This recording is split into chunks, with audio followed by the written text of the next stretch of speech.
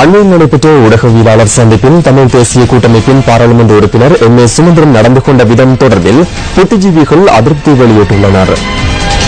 மக்களுடைய பிரச்சனை தனிய பரவி பாஞ்சாலன் மட்டும் இருக்கவில்லை.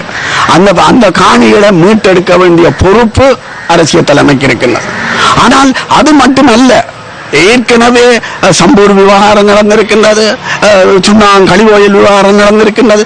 இப்படி பல்வேறு விவகாரங்கள் நடந்த போது இதில் அரசியல் தலைமை அது தொடர்பாக தங்களுடைய பத்திரிகையாளர் மாநாட்டை கூட்டி தங்களுடைய கருத்தை தெரிவிப்பதற்கு அவர்கள் பெரிசாக முன்வரவில்லை. அரசியல் தலைவர்களை மக்களுடைய பிரச்சனைகள் தொடர்பாக கேள்வி கேட்டு அது தொடர்பாக அவர்களுடைய அக்கறையை அதன்பால் திருப்ப வேண்டியது என்பது உண்மையில் ஊடகவியலாளர்களுடைய கடமை. அந்த கடமையை செய்ய முயலுகின்ற போது அரசியல் தலைமைகள் ஒருபோதுமே அதற்கு எதிர்ப்பு காட்டக்கூடாது.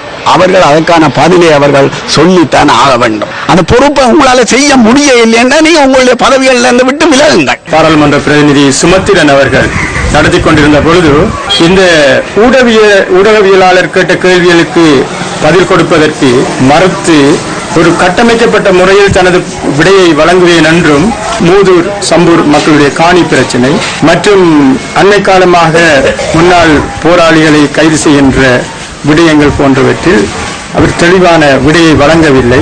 அச்சுறுத்தும் துணியில் நடந்து கொண்டிருக்கிறார். இந்த அடிப்படையில் அவர் விக்னேஸ்வரன் அவர்களை காயப்படுத்திக் கொண்டு வருகிறார்.